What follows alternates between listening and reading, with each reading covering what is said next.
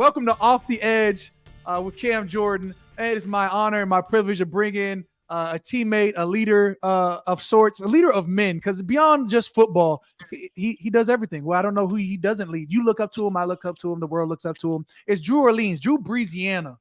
You know, it's Drew's way. It just is what it is. Drew Brees, Breesiana. My dog Mark V would hit him with all types of nicknames while he was throwing. Nice ball, number 9. I see Drew Breesiana is sailing today. You know, those type of situations as we were practiced from 2011 through 2020 with our teammates. He was part of the New Orleans Saints from 2006 to 2020.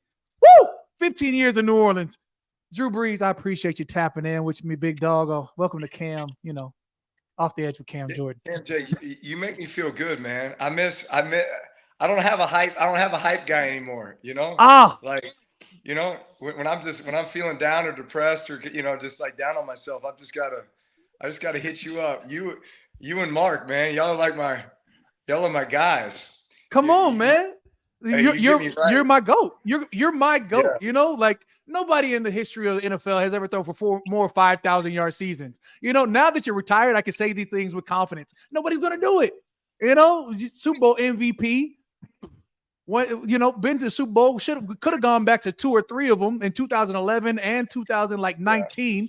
Yeah. Could have been records. Could have been us. Hey, I wouldn't trade it. I wouldn't trade any of it, man. Those 15 years, and shoot, we had a lot. We had 10 seasons together, Cam. 10. I mean, you came in as that young pup, talented but kind of big eyes, right? Like trying to figure it out. And now look at you, man. You're the old dog. Man. You're the one everybody goes to, giving out words of wisdom and advice based on all this wealth of knowledge and experience you have now, man. No doubt. Who's your jeweler? Who's your suit guy? Right, who's your bro, can we get to football? Yeah, exactly. Right. Who's your barber? I don't have a barber. I've been doing my hair for so long. I got a great barber now. But who's your masseuse? I can't give you my masseuse because I use him, and I can't have him being too congested. That's right. Yeah, there's some secrets that just you can't give out. Absolutely. But like I said, leaders of men, Drew. Let's talk about this. My kid plays in your league. I say it's the Drew League. I believe the name of the league is FNA. I call it Drew Orleans ball. But you started that up a couple years back. When did that start up? How did it get to New Orleans? It's actually funny. I just kind of recognized what was behind me here. I've got this. That's actually right there.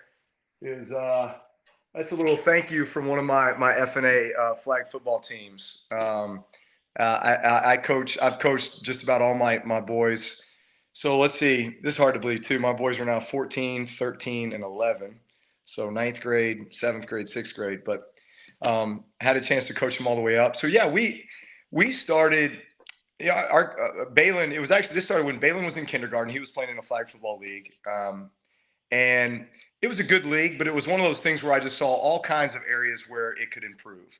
From just the overall family experience to the rules to and then it really just got me on this path of, youth football is interesting because once you get to tackle, it is what it is. But the flag game is so different because there's all these different leagues and they're playing by different rules. Some are 5-on-5, some are 6-on-6, some are 7-on-7, different field sizes, different flag, like all kinds of stuff. And I was like, how do I standardize this to a point where this becomes the type of flag football that's played that everybody really embraces because it's safe, it's fun, and it prepares kids in the best way for tackle football if they choose to want to go on and play tackle. So that was really the objective, was how do we create the gold standard for flag football that kids can play and enjoy with like the reality that maybe 30 to 40% of all the kids that play flag football end up going on and playing tackle. But that's not the point. The point, I think, for me and for you is football has meant so much in our life. And it's taught us so much about life. We've developed so many traits, qualities, attributes as a result of football. And I think it's important that every kid gets a chance to experience that. And it doesn't have to be at the tackle level, but how can we help them develop a love and a passion for the game that they'll carry with them forever? And if it wasn't for flag football, they may never get a chance to experience it. So how can we create the experience possible? So that was like the origin, and I think really the story behind how FNA started. And that was in 2017 in New Orleans. We started off with 3 leagues and then brought it to California, and then leagues started popping up in Texas and in the Midwest and other places. So now we've got 30 leagues nationwide, represented about 8 states, and it's awesome, man. It's awesome. Right. I was like, it's taken off. My daughter, my 5-year-old Nia, plays flag and football. She just scored her first touchdown this past weekend. And as a dad, I was like, oh, she's finally in there. Because at 5 years old, you either have like the really, really good kids that I swear have been training since birth, and you have everybody else at 5 years old. They're just like, oh, and there's an anthill right here, and just lollygagging. Yeah. Man, yeah. It's like complete opposites. And now, like, you see that difference. But she just scored her first touchdown, and previously she was on soccer, and now she's like, Dad, I like playing flag football. I was like, hey, baby, that's all I want to do, expose you to something different. You know? Well, here's the other thing is, they just made the announcement last week that flag football will be in the 2028 Olympics in Los Angeles. Unveiling flag football. So it's going to be a 5-on-5 version, which I think is probably more appropriate just as you think about, the worldwide kind of embracing of the sport of football. That probably kind of brings the competitive levels, more equal to, across all countries. But you saw it this year with what they did with NFL teams, basically having a chance to partner with different countries. Like I went over to France on behalf of the Saints, so that France is kind of like our sister country, for the New Orleans Saints. So it's one of our charges now, across all the NFL teams is to, partner with a country around the world and then help provide support resources to help grow the game of football in those countries, so that here in 5 years, we're going to have young men and young ladies out there representing their countries playing flag football. So what a great way to continue to grow the sport around the world. And also, I think for young girls, give them a vision for what's possible, right? Like young girls up until this point have been playing flag football, and hey, it's fun, but at some point it ends. Well, now it doesn't necessarily have to end, right? You have a chance to go on and represent your country at the Olympics, become an Olympian doing that. Drew, I'm not saying you're timeless, but I'm saying like you were slinging the rock at 40 years old. 2028, are you still gonna try and get out there and sling that thing one good time? I just saw you this last weekend, Drew. I saw the heater. I saw the heater with the left. Did you see? I was going to say, you saw me throwing left. Look, if I trained, man, it's so tempting, bro. It's so tempting. I might change positions by 2028. Like I may lose 30 to try and get in. Bro, I'm more so. I think I've passed the baton on to the young Brees kids. You know what I'm saying? And to Tank Jordan. I think we're passing the baton on to the next generation to go represent the U.S. in the Olympics. I'm saying, it's like your oldest kid will be like 18 or 19. That's what I'm saying. Like we're here. We're here. It's right about time. That makes sense. Hey, I might have to hold it down for the Jordan clan. Try and just drop 30 and be like, yeah, what's up? I'm here for this 5-on-5. Yeah. Megatron. That's what I'm saying. Yeah. Treat me like Jimmy in 2013. If you see me in the end zone, you know it's good. Right. TDB. That was Jimmy and my saying back in the day. TDB. You know what it stands for? Throw me the damn ball. Throw me the damn ball. Huh? If I'm in the end zone, I'm open. Okay. Nobody else around here is 6'7", 270. I'm open. Nobody. Yeah. Hey, while I've never actually asked you this question, because I'm thinking like draft comparables, because now I'm thinking about my kids in the draft, your kids in the draft. Every year they come out with like those comparables, right? The next Cam Jordan, the next, I have not seen a next Drew Brees. And is there one? Have you ever seen somebody comparative? I only bring this up because Teron said Tua is like the next Drew Brees. Teron Armstead over at Miami was like, man, he's got a lot of measurables, a lot of comparables to Drew Brees. And I said, huh. Yeah. Okay. So I think the first thing, well, first off, everybody, and look, Sean Payton used to say this all the time. Like we'd sit around and talk about personnel. You know, you're trying to see how different guys fit into the system, whether it's offense or defense. And look, we're all visual people, and so if you can, anytime you can take someone and give them a comparison, I think it just gives you an immediate vision as to, oh, okay, like now I see how that guy fits into this offense because I know the guy's skill set that you were just talking about. If we're saying this guy can eventually be that guy, all right, I've got a vision for him, right? So I think the first thing I think of when somebody says like, "Oh, that's a Drew Brees." First off, you're talking about a short quarterback. Like, let's just be honest. You're talking about a guy who's like, on the shorter side, right? So maybe part of the 6 foot and under club, like yours truly, right here. Woo! You But I finally like to admit think it, bro. I appreciate that. Look, it's about hey, time. but I like to think that we've changed the perception or the misconception about the short quarterback, right? Like back when I was first coming into the league, like that was a big deal. Even 10 years ago, that was a big deal. I think enough has happened now where you see the Russell Wilsons, the Kyler Murrays, the Baker Mayfields, some of these other guys now that are, man, they're like 6 foot, 6'1". And it's not even discussed anymore.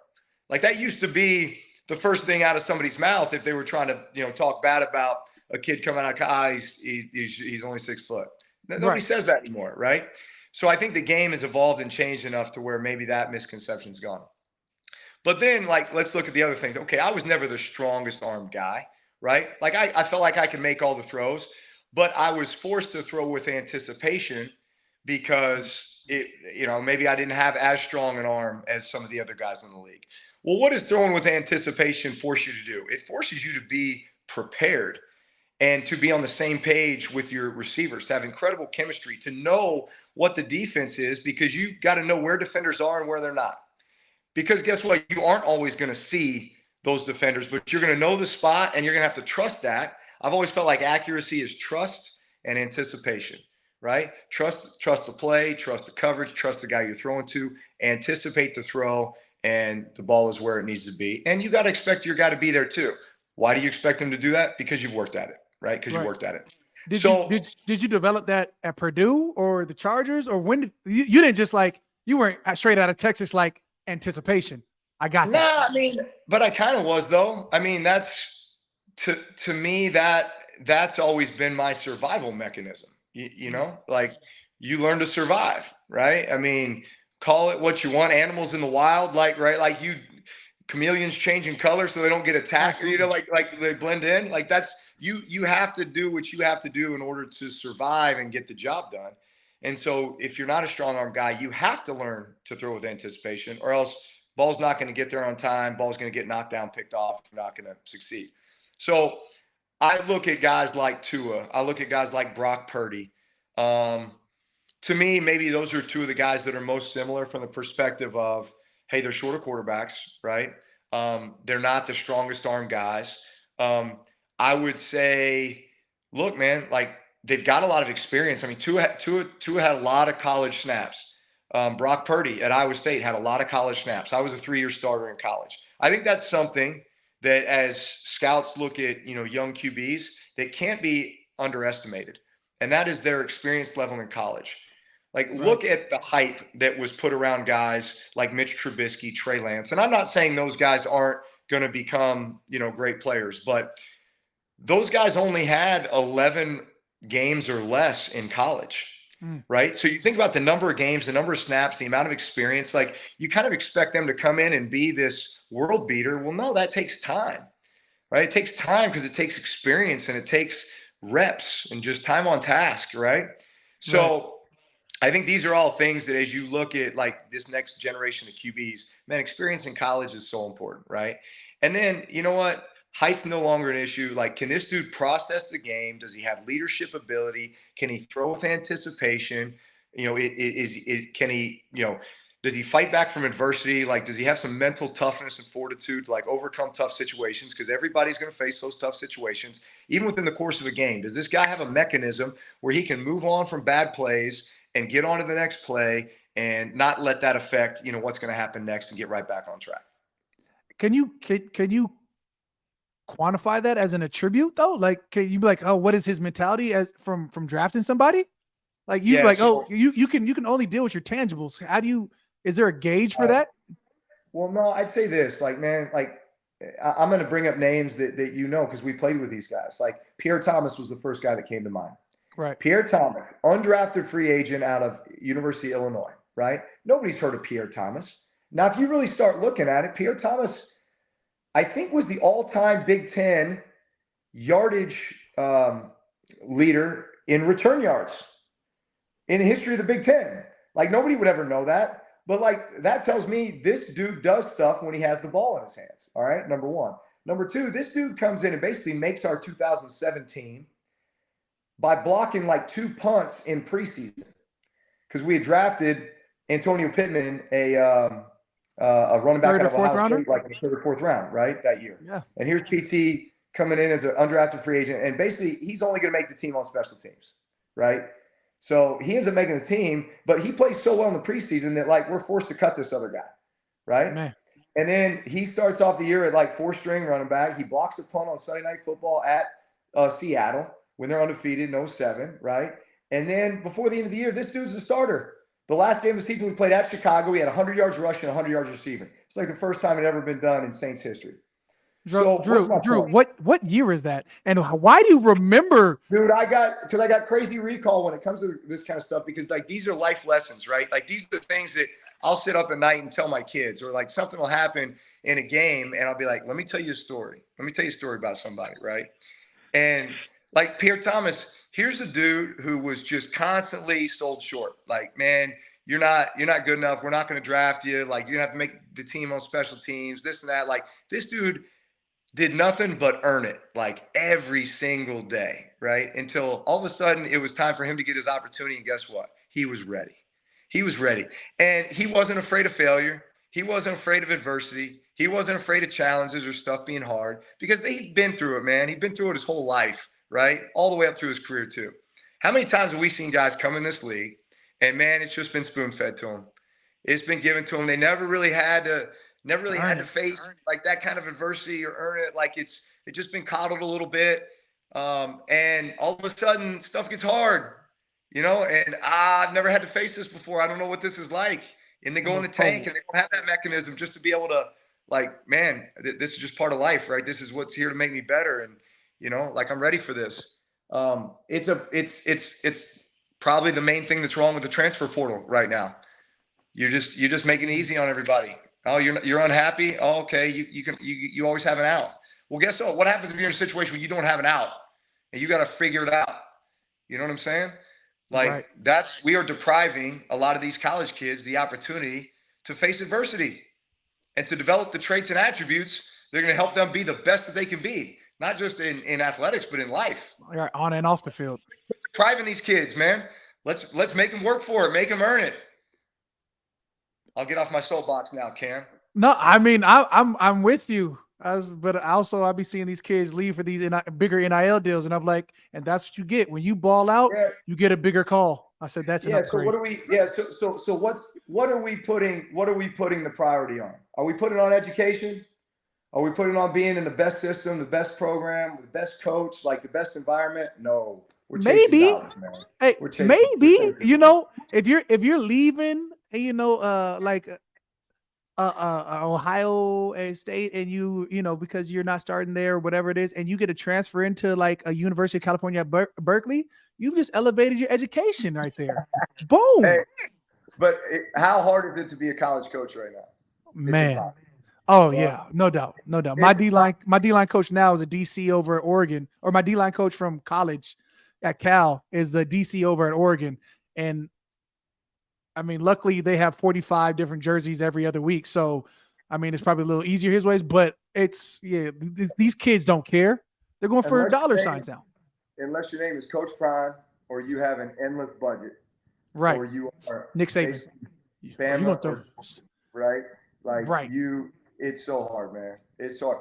This actually, NIL is not NIL. Transfer portal is the best thing for Alabama. It's the best thing for Alabama. You know why? Because Alabama can never make a bad investment now. Never make a bad investment. What if I told you, Cam, that you could invest money into something, and if it doesn't work out, you just get your money back and you can move on to the next one. Like, you'd never go wrong, right? My point is this: Alabama's recruiting pitch to kids is, hey, come here, we'll coach you hard, we'll get the best out of you. Every year we're going to bring in the best players, and if it doesn't work out for you, you can transfer and give us back that scholarship. How about that? Right? And play. So it works both ways. No, yeah, but man, it's really good for Alabama. Think about it. Otherwise, Alabama would have to be really selective, right? Because all of a sudden you recruit a kid, he comes in, maybe he's not what you thought he was, you're stuck with him. You're not stuck with him anymore.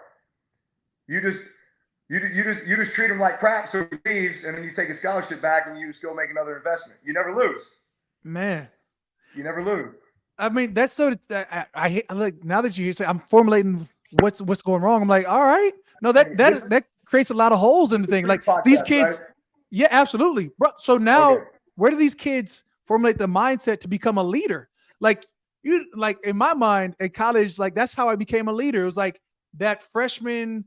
Sure, I was a true freshman, so like I fought to get playing time. I fought, I was on all special teams. In my mind, I popped off my freshman season. I made the first tackle on kickoff against Tennessee at Cal, right? And I was like, I had to work my way up. Even, like that made me who I was. I looked at a defensive end opposite of me, Tyson Alulu, who ended up going to the Jacksonville Jaguars, like top 10 picks or whatever it was. Like there was a mission there. I was like, I want to be better than him. There's like, goals there. There was never leave Cal, I guess. It was like, how do I make the best of this 4 years that I have? Yep, exactly. So let's be honest. Like, look, man, there was moments during my freshman year where I questioned myself. I questioned, was I doing the right thing? Was I in the right environment? Was I in the right situation? Like I think every kid has those feelings and emotions. Those are perfectly natural. But if the answer to that is suck it up, like learn to handle adversity, it's supposed to be hard, embrace the challenge, you're not going anywhere, like then you work through it. On the other hand, if it is, hey, it's okay, you can just leave. You can just hit the reset button on your video game controller, right? You're having a bad game, you just hit the reset button and just go somewhere else and just start over, right? It's okay. And guess what? If it doesn't work out there, then let's hit the reset again. Let's just keep kicking this can down the road. Let's just keep transferring out till you find some. Like, come on. Jeez. Come on. Now, look, I'm not saying that at some point, like, look, Joe Burrow's a perfect example. He goes to Ohio State, red shirts, sits for 2 years, gets beat out time and again, and then finally has the realization, you know what? Like, I'm not going to play here. I'm sitting behind, was it Justin Fields? Yeah, I believe so. Right? And then he goes over to LSU. Yeah, so you know what? I'm going to transfer out. But, man, he was there 3 seasons at least, I believe. And so he's had to fight through it. He's had to struggle. Now he's got a giant chip on his shoulder when he leaves 3 years later. And look what happens when he goes to LSU. So, look, there are successful examples of that.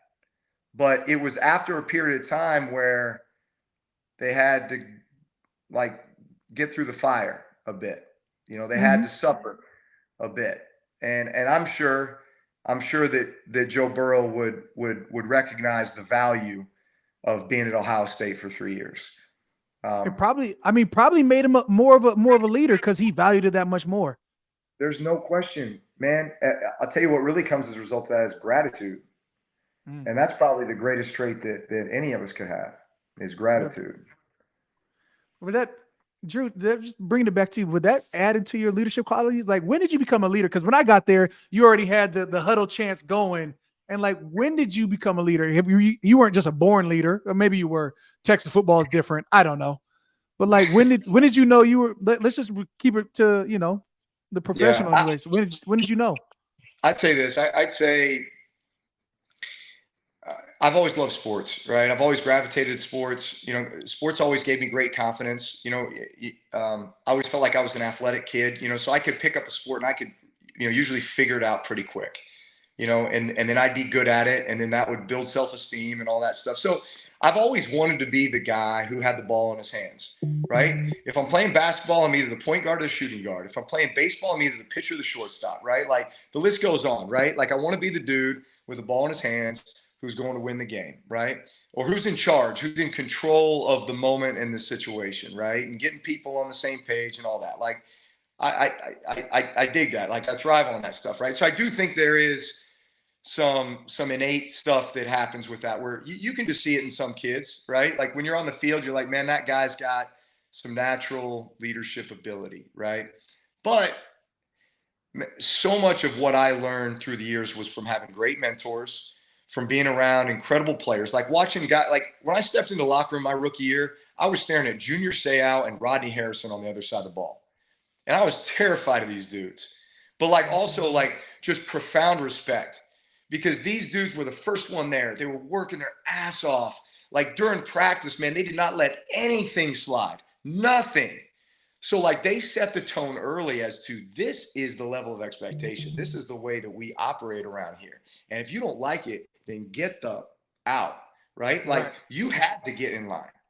And then I'm right alongside LaDainian Tomlinson, right? And then Lorenzo Neal comes in, who was an awesome mentor for me. I had Doug Flutie there. I mean, and then, you know, I'm playing for Marty Schottenheimer, one of the greatest coaches of all time. Then I come to New Orleans, and it's Sean Payton, and it's all the guys like you and others that we played with that I had a chance to be around every day, and like woke up every day wanting to go win for. So like you're so much of a product of your environment and those that you're surrounded with, and they just bring out the best in you. Like I've always felt like, what's the best leadership trait? Like if you were to boil it down, what's the best description of a leader? It's someone who can bring out the best in other people. And that's done in a lot of different ways, right? Like I would call Marcus Colston and Darren Sproles leaders. Those guys, as you know, did not say much, but all you had to do was watch them work. And if that didn't inspire you, then I don't know if you got a heartbeat, right? Like those dudes would come to work and work their tail off. And like I was so inspired by those guys every day. So I feel like I'm just a product of being around some great people. Right. No, that makes perfect sense. I mean, you say that, and you can, you know, Marcus Colston, 9 1,000-yard seasons, called him the quiet storm. But it does say something for the guys who work and talk and inspire, because you can be inspired by watching anybody, you know? But when you talk that talk and you walk that walk, then like that's where in my mind you become a leader. Like you can dub anybody a captain. I feel like a captain is a patch. A leader is something more. Like it feels like a leader is a rally point. And that's what I like to be. Like I want to be a rally point because I'm balling, because I'm doing things the right way. Like you look, you just gravitate towards, all right, well, if he's doing this, I can push myself to be more. So that's why you were a rally point, like a leader. You know, there's certain guys you just look for, like, bro, the amount of work that he puts in, I got to put in more. Like if you're challenging me to be better, you know, and that's what I like. Like, oh, we talk about excellence. Well, that's why we're being excellent, because there's so many things that were going on. Like this, like even this season in New Orleans, like we caught up Thursday after we lost, and I was like, just catching up, trying not to talk football. But now that I got you on this podcast, what do you see from this first 7 weeks of New Orleans Saints football, and how can that be cleared up and or get better? How would you assess us? Let's go with that word. Yeah. I mean, look, I think defensively you guys have been pretty consistent. I think offensively it's been a bit inconsistent. I think there's, as you look at every game you've played, I think you would look at it and say, man, there's no reason why you couldn't have won all of them. I know Tampa got a little out of control, right? But besides that, I mean, you guys could be sitting here at whatever 7-1. 6-1. You know? Yeah, right. We could be sitting at 6-1 respectively. Yeah. Just right. So you know that part's kind of frustrating because I think you know that there's more in the tank.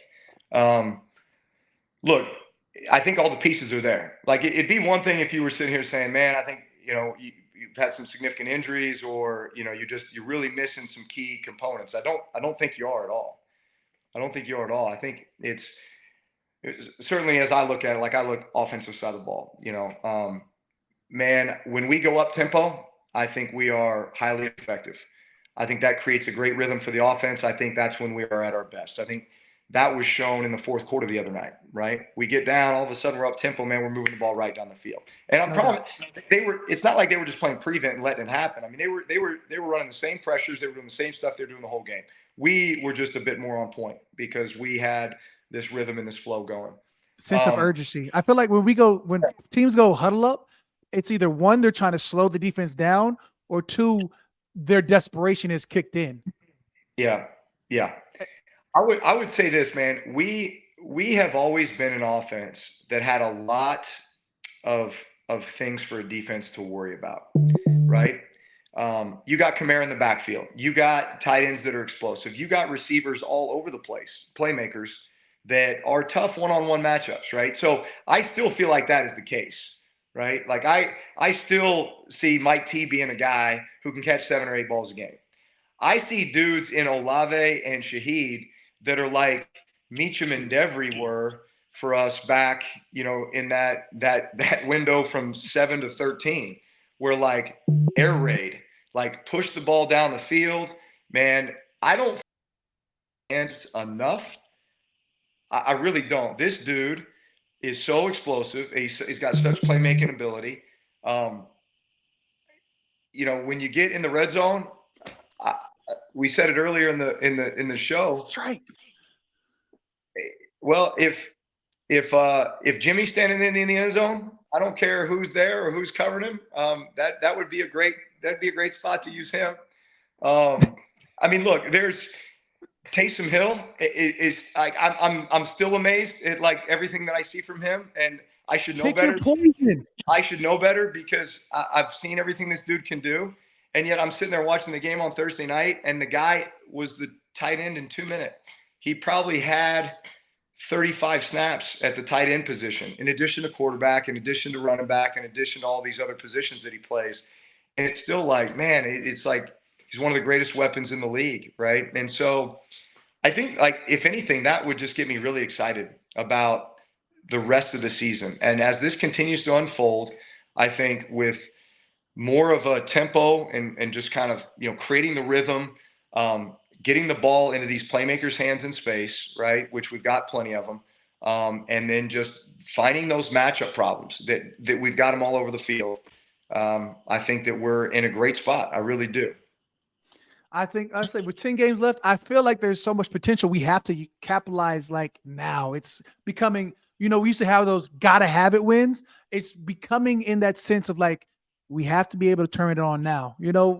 Years prior, we've talked about stacking wins and it starts with this week. So we're going into this week with this mentality to win. And, as you've taught me over the years, leadership is so important in these locker rooms. This locker room feel, it's leadership, and it's these rally points that this is where you take that, hey, okay, we're 3-4. This is how we go beyond to that next step. It's time to elevate, and it starts with the leaders up top. So I appreciate you tuning in, bro. I know you got things you got to do. I want to talk about pickleball and how your game is because I still have yet to do it. But we'll talk about that another day. I just want to know, it's being a pickleball owner. Will you we've got to get the Saints to build a couple pickleball courts right there next to the indoor facility, and we can get some games going. All right, like a little off season, maybe a little Tuesday off day run around. Like let's get this going. Right. I mean, you're already a pickleball team owner. How much longer do I have to wait till I just hear that ticker go across? Drew Brees, Miss B, come on. I'm just saying. Fine, you say no. Yeah, look, I like leaving it to the pros there. I'll just kind of, just be working behind the scenes here. Okay, perfect. Appreciate you topping in, bro. Go tell the kids and fam I said hi. Go be great. Yeah. Continue being legendary. Brother, hey, peace. Keep it later, brother. All yes, right, man, sir. Always. Peace.